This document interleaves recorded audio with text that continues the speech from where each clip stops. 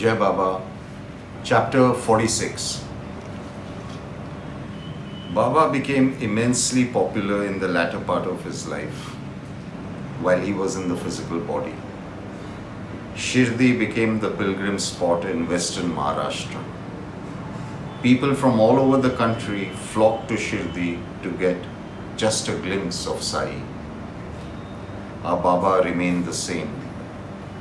There were times when he would go into long silences. He would be in deep meditation, though he went about his day and his course. Then there were times when he conversed with one and all with great warmth and wit. Sometimes he only spoke in parables, and then there were times when he would discuss a point at length. He would appear calm and still, and then suddenly he could go into a wild rage. Nobody could understand him before, and nobody could truly fathom him till the very end. Anyway, let us get back to our fascinating stories and leelas about our Baba. There was this gentleman by the name of Bala Sahib Mirikar, who was the son of Kaka Sahib Mirikar. Bala Sahib was a respectable man who held a good post in the local government. Once he went on a tour to Chitali when he decided to see Baba. He prostrated at Sai's feet, and Baba inquired about the well-being of all at home. While they were talking, Sai asked Bala Sahib a question. Bala, do you know where you are seated? You are seated in Dwarka Mai. She protects and removes all dangers and worries of her children who sit in her lap. This is Masjid Ai, who is the main deity, and she is the most tender and merciful mother. In her mercy, she saves and will continue to save all those children who come to her and who remember her. Once a child comes and rests the head on her lap, all troubles have to vanish. If karma wishes otherwise, then she will give the person strength and courage to face the adversity calmly and bravely. If you meditate on her, you shall be blessed with bliss. Whether you call her Dwarka Mai or Masjid Ai, it matters not, as she is the mother of all those who come to her. Saying this, Baba gave Mirikar the sacred ash and blessed him. Then Baba looked at Bala Sahib.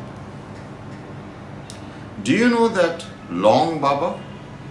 Baba said. Wondrous he is. Saying this, Sai with his hands made the motion of a snake.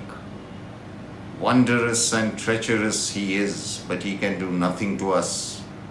We are all the children of Dwarka Mai. When we are under the protection of Mai, our mother, what can that snake do? Nothing.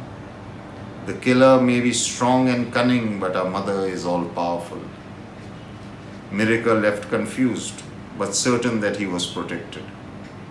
Baba had taken to the habit of talking in parables during the last years of his physical life, and this was Baba's way of indicating something which was meant only for Mirikar to comprehend. Mirikar had barely climbed down the steps of the mosque when Baba called out to Madhav Rao, Shama, go along with him. Shama said, Baba, you want me to go with him all the way to Chitali? Yes, go along, you will have fun. Shama knew better than to argue with his temperamental master. He got down the stairs and told Mirikar, wait for me. I will go home and pack some clothes. Baba has asked me to accompany you to Chitali. What is the need for that? What will you do in Chitali? Why take the trouble? There is no need.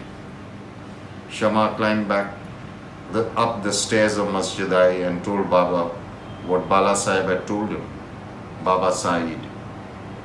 Let it be. Also remember one thing. Whether it is your God, a mantra, a place of pilgrimage, an astrologer or healer or guru, you will get the fruit dependent on your faith and love. We have to do our best for all, but eventually everything is dependent on their destiny. Only what their destiny holds for them will happen. Miracle heard all this and got a little worried. He requested Shama to accompany him. Shama looked at Baba. Sai smiled. If he wants to listen to me, then go. Masjid Ai has given a promise for his safety and she will never go back on her word. She is the mother of all mothers, filled with love and tenderness, and she is all merciful. It is only when the children don't have faith and true devotion in her that she is unable to look after them. Shama and Miracle reached Chitli. They rested for the night in a beautiful Hanumanji's temple. They were tired. They spread their bedding. There was a newspaper that was scattered there, and Miracle picked it up and began to read it. He was engrossed in reading the paper while Shama was preparing the bedding. Suddenly, a huge snake climbed up the loose end of the cloth around Miracle's waist and rested on his waist, still and unafraid. While climbing up his waist, the snake had ruffled the newspaper, and a peon from Miracle's office who was along with them got suspicious. He looked at his boss and froze. He screamed that there was a snake resting on Miracle's waist. Shama called out to Baba. He said aloud, "Baba, what are you doing? You have brought this snake here now. You make sure that you protect us from it." Shama and the peon picked up whatever they could as weapons, but the snake glided down Miracle's frozen body on its own, and as soon as the snake was on the ground, Shama and the peon hacked it to death. After a while, the three men sat down calmly. "Baba has saved me. He sent you here with me, even though like a fool I had tried to disobey him. He is omnipresent and compassionate. For the rest of my life I shall sing his praise and bask in his love for all of us, his devotees." When back in Shirdi, Baba heard about this incident. He chuckled and said, "I told you, the amount of faith and love you have in the mother, that much of her protection and grace you shall receive. Allah Malik. Peace be to all. Baba bless us that we have more and more love and faith in him for eternity and beyond. Jai Sai."